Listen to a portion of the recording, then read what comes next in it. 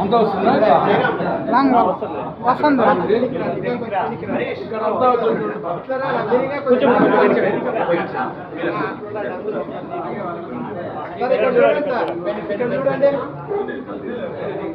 చూడండి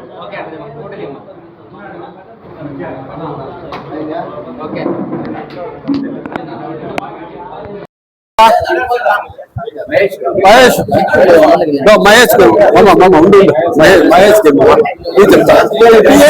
నిలబడాల్సిందిగా కోరుతున్నాము. అధ్యక్షుడు ఏ గంగరాజు, ఉపాధ్యక్షుడు సుదర్శను, నాగరాజు, ప్రధాన కార్యదర్శులుగా మరి చలపతి ప్రతాపు, కార్యనిర్వాహక కార్యదర్శులుగా ఈశ్వరయ్య, ఆనంద్, నరసింహులు, కార్యదర్శులుగా లడ్డు చంద్ర, పెద్దరెడ్డప్ప, సహాయ కార్యదర్శిగా బొట్టు చంద్ర, బైబిల్ నాగప్ప, ఎరగొడ్డి అంజే, ఆనంద్,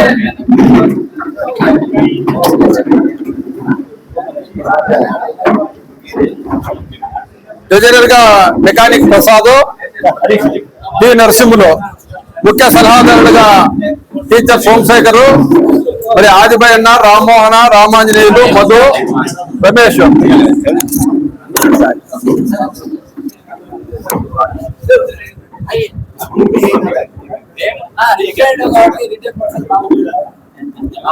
నాకెందుకు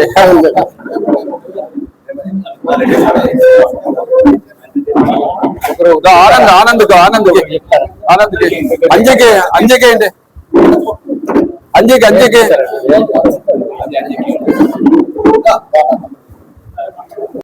ఒక చిన్న మీకు సంబంధం లేనటువంటి ఊరే కానిలే ఆడికి పోయి మన సంఘం తరఫున పోయి వాళ్ళతో మాట్లాడించి వాళ్ళను పలకరించినట్టయితే ఖచ్చితంగా మన ఊళ్ళల్లో మనోళ్ళు ఇల్లు అనేటువంటి ఒక భావన ఏర్పడుతుంది. అప్పుడు ఖచ్చితంగా వాళ్ళు మీరు ఏ విషయానికైనా వాళ్ళ తోడ్పాటును అందించడానికి ఖచ్చితంగా ముందుకు వస్తారు. ఇది నా మాటగా నేను తెలుసుకున్నటువంటి విషయము, నేను గ్రహించినటువంటి విషయంగా మీరు అన్నదా భావించొద్దండి పెద్దలు. తర్వాత భావించాలనే చెప్తానా. తర్వాత విషయం ఏమంటే వాల్మీకి విగ్రహం పెట్టడం అనేటువంటిది చాలా లోటుగా, పెట్టకపోవడం అనేది చాలా లోటుగా ఉండేది. పెట్టడానికి ముందుకు రావడం అనేటువంటి చాలా చాలా గొప్ప విషయం. మా వంతుగా ఇందాక చెప్పినట్టుగా ఎంప్లాయీస్ పరంగా మేమందరము మాకు చేతనైన దానికంటే ఎక్కువే చేయగలమని మేమైతే నమ్ముతున్నాం. చేస్తాం కూడా ఖచ్చితంగా. ఇంకా మనోళ్ళు పెద్దోళ్ళు కొంతమంది ఉన్నారు, ఆర్థికంగా బాగున్నటువంటి వాళ్ళు, సామాజికంగా బాగున్నటువంటి వాళ్ళు వాళ్ళ సలహాలు సూచనలు ఆర్థికమైన తోడ్పాటును తీసుకొని మంచి చక్కనైనటువంటి ఒక విగ్రహం తయారు చేసి మనము మన వాల్మీకి బంధువులు అనేటువంటి వాళ్ళు ఈ నియోజకవర్గంలో ఎక్కువ మంది ఉన్నారు, అందరూ ఐక్యంగా ఉన్నారు అనేటువంటి దాన్ని మనం అందరం నిరూపించుకోవాలి. ఏమంటారు మీరందరూ? నిరూపించుకుంటారా? అందుకనే అందరూ ఒకసారి జై వాల్మీకి అనండి. జై వాల్మీకి.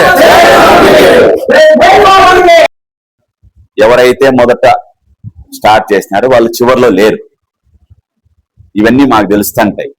ఎందుకంటే ఒక మంచి కార్యక్రమం తలపెట్టినప్పుడు ఎన్ని ఇబ్బందులు, మంచి కార్యక్రమానికి అపశృతులు అన్ని కలిగేది, ఇబ్బందులు కలిగేది. సో ఇక్కడ ఏంటంటే మన జాతికే కోపం ఎక్కువ, రోషం ఎక్కువ. మనం చూసినామన్నీ ఏమే. కాబట్టి కొంత ఇది మంచి కార్యక్రమం. మన కులదేవుడు వాల్మీకి అన్ని జాతులకు సంబంధించి రామాయణాన్ని అన్ని కుటుంబాలకు, ఒక కుటుంబ వ్యవస్థ ఎట్లుండల్లా, ఒక ఇంటి పెద్ద ఎట్లుండల్లా, ఒక గురువు ఎట్లుండల్లా అని అన్ని రకాలుగా అందరికీ బోధించిన వ్యక్తి. మరి అతను మన కులదైవం కాదు, మన గొప్పతనం అది, మనం కాదు, మన కుల గొప్పతనం. మరి అటువంటి జాతులు జన్మించినప్పుడు చిన్న ఆవేశాలకు పోయి దయచేసి ఎక్కడే కానీ ఇది మనది, ఏం ప్రసాదం చూస్తామో ఒక మాట చెప్పనీళ్ళు ప్రసాదం ఏముంది, తప్పేముంది? సూర్య రాలేదు, ఇంకో మాట పిలుద్దాంలే. ఎక్కడే గాని ఎవరే గాని అలగద్దండి, దోషానికి పోవద్దండి. ఇది మనది. వాల్మీకి విగ్రహం ఓపెనింగ్ చేసి సాయంకాలం అయిపోయే వరకు ఒకటే ఐక్యత ఉండాలి. ఈ రోజు నుంచి వాల్మీకి విగ్రహం ఓపెనింగ్ రోజు సాయంకాలం అన్ని చైర్లన్నీ మళ్ళా వచ్చిన ఫర్నిచర్ అంతా చేర్చే వరకు ఒక్కటే ఐక్యత ఉండాలి. అప్పుడు మన ఐక్యత అనేది బయటపడుతుంది. ఇది వాల్మీకి విగ్రహము ఓపెన్ చేసేది, ఆవిష్కరించేది మన యొక్క ఐకమత్యాన్ని.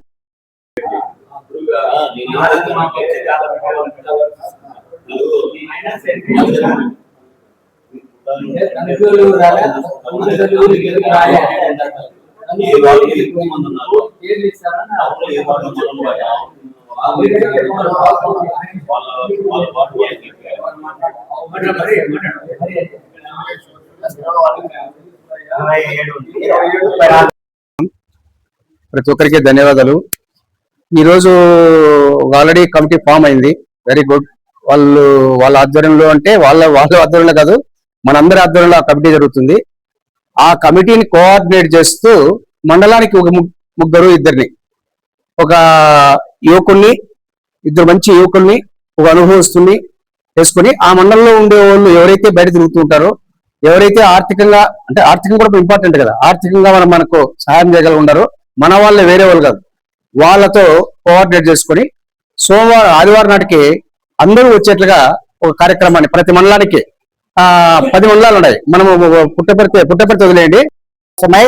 అలిగే వాళ్ళు ఉంటారు, చెడబెట్టే వాళ్ళు ఉంటారు, వాళ్ళందరినీ కూడా పక్కన పెట్టండి. పక్కన పెట్టేసి వాళ్ళని కలుపుకొని పోదాం. ఆ మాటలు పక్కన పెడదాం, వాళ్ళని మనం కలుపుకొని పోయేసి ఈ కార్యం ఏదైతే మనం చేయాలనుకున్నామో ఆ కార్యం ఖచ్చితంగా సాధించుకొని మనం కూడా వాల్మీకులుగా ఇక్కడ ఉన్నాము అని చెప్పేసి బయట ప్రపంచానికి తెలియజెప్పి మన విజ్ఞతని మనము చాటుకుందాం. దాంట్లో ముఖ్యంగా మన ఉద్యోగస్తులు విరివిగా పాల్గొనేసి వాళ్ళ సూచనలు ఇవ్వాలని చెప్పేసి వాళ్ళకు కూడా తెలియజెప్తాను. ఇందాక హరి గారు చెప్పినట్లు ఒకరట ఒకరిట అని చెప్పేసి అయితే లేదు, అందరం కూడా కలిసి పనిచేద్దాం, మనం అనుకున్న లక్ష్యాన్ని సాధిద్దాం. అవకాశం ఇచ్చిన అందరికీ ధన్యవాదాలు.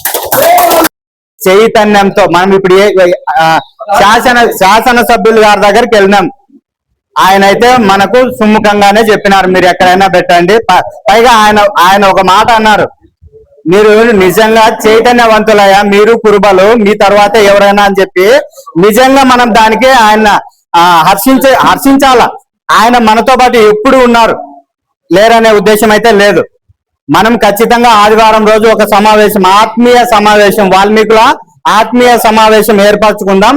ఆ రోజు ఎవరైతే బీసీ మీటింగ్కి వెళ్ళాలనుకున్నారో వాళ్ళు వెళ్ళి కొద్దిగా త్వరితగతిన అది ముగించేసుకొని వచ్చి వాల్మీకుల ఆత్మీయ సమావేశంలో పాల్గొని వాళ్ళ సూచనలు తెలపడంతో పాటు మనం ఏ విధంగా ముందుకు వెళ్దాం. ఇప్పుడు అక్కడైతే మనం ప్లేస్ సెలెక్ట్ చేసినాం, స్టేట్ బ్యాంక్ దగ్గర, ఇనానిమస్సే, బానే ఉంది. ఆ విషయం మనం ఆయనకు చెప్దాం. ఆయన ద్వారా మున్సిపాలిటీ వాళ్ళకు కూడా చెప్పించిన తర్వాత మనం ఆ ప్లేస్ అని చెప్పేసి ఖరారు చేసుకుందాం.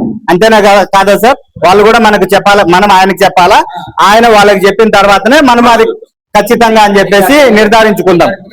అవునా? దాంతో పాటు ఆత్మీయ సమావేశంలో మనం ఎవరు ఏం చేయాలా, ఒక కమిటీ మండలానికి నల్లచెరువుకి వస్తే అన్న చలపతాన్ని ఉన్నారు, ఆయనతో పాటు ఇంకొక ఉత్సాహంగా పనిచేసి ఇంకొక 2 యువకుల్ని, ఇంకొక 2 సీనియర్లని ఆయనతో పాటు జత చేసి ఆ మండలం మొత్తం మీకు అప్పచెప్తాము. ఆ మండలం మీరు చూసుకోండి, మీతో పాటు మేము కూడా పాల్గొంటాం. ఎవరు అత్యుత్సాహం కాకుండా ఉత్సాహంగా పాల్గొనే యువత ఉన్నారు ఇక్కడ, వాళ్ళందరూ కూడా వాళ్ళతో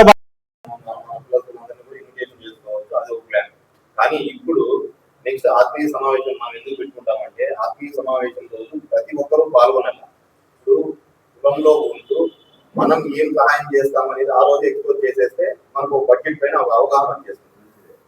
ఎందుకంటే మనం 50 మంది కూర్చొని నిర్ణయం తీసుకుంటే ప్రాజెక్ట్ వర్క్ కాదు. ఎందుకంటే మనం ఆత్మీయ సమావేశం నిర్ణయించిన తర్వాత ఎక్కడెక్కడైతే పట్టణం, కాలసముద్రం, నీరదొడ్డి, మన ఊళ్ళో అయితే ఎక్కడెక్కడ ఉన్నారో మనకు అవగాహన ఉంటుంది. అట్లాగే తలుపుల్లో ఎవరున్నారు, తలుపు మండలానికి సంబంధించిన నాయకులు ఎవరు, వీటిలో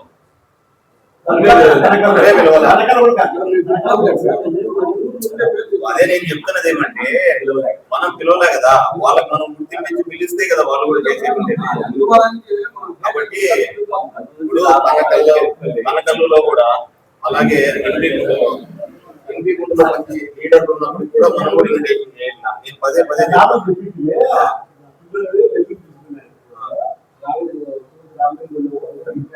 ఎంపీ నుంచి దీని ద్వారా ఏం చెప్తామంటే యాక్టివ్ గా పనిచేసే వాళ్ళు ఎవరైనా సరే యంగ్స్టర్స్ అంతా కూడా గేమ్స్ ఇస్తే మిమ్మల్ని అందరినీ కూడా ఏం చేయాలా, ఎవరు ఏమి బాధ్యత తీసుకున్నాము అనేది ఇక్కడ నిలబడిన వాళ్ళు కమిటీలో ఉండే వాళ్ళే అని కాదు, కానీ ఇక్కడ వదిలేసాయి.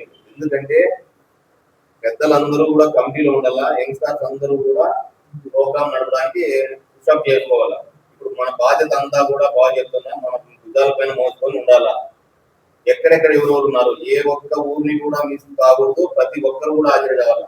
ఇప్పుడు మనం అన్నం తెచ్చుకుంటానికి పెద్ద ఇదేం కాదు, అదేమి చేశారు.